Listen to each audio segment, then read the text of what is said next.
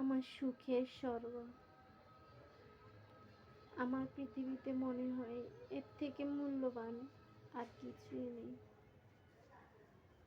আমি আমার মাকে ছেড়ে থাকতে পারতাম না, থাকতাম না। এখন আমার একটা মা আছে, যাকে ছেড়ে এক সেকেন্ডও থাকতে পারবো না।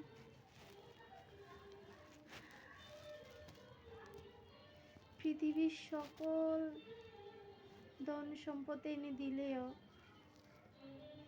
সারা পৃথিবী আমার হাতের মুঠোয় এনে দিলেও, যদি কেউ বলে তাকে 1 ঘন্টার জন্য আমাকে দিয়ে দাও, আমি পারবো না, আমি দিব না। কারণ তোমার চেয়ে মূল্যবান আমার কাছে পৃথিবীতে আর কিছুই নেই।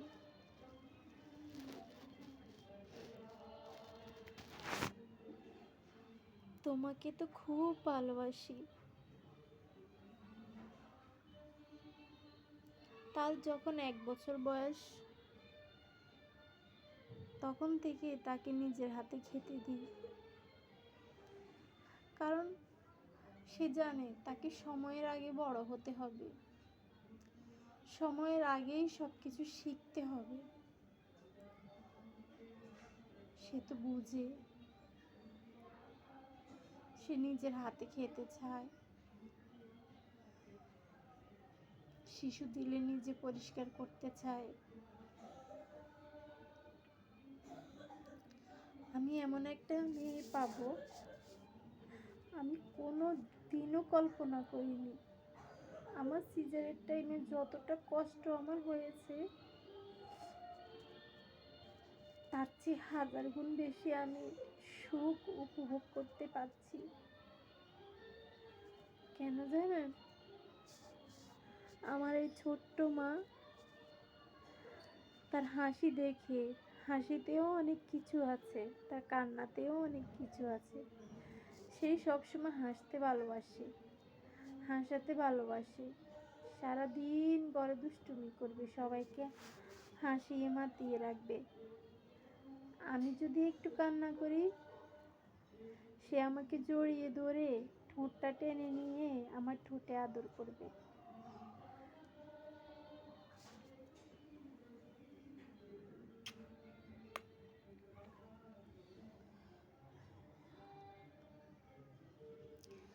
আমি পৃথিবীতে সব হারিয়ে থাকতে পারবো, তোমাকে হারিয়ে বাঁচতেও পারবো না। আল্লাহ যেন তোমাকে নেক হায়াত দেয়, সুস্থ রাখে। আমার বেঁচে থাকাটা হয়েছে তোমার জন্য।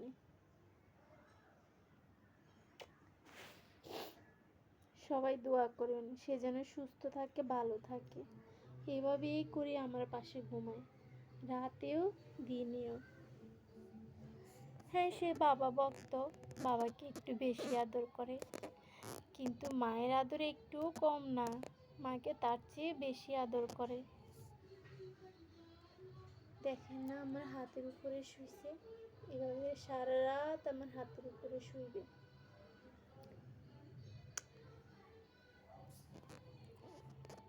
তোমাকে সুস্থ থাকতে হবে, ভালো থাকতে হবে, বড় হতে হবে।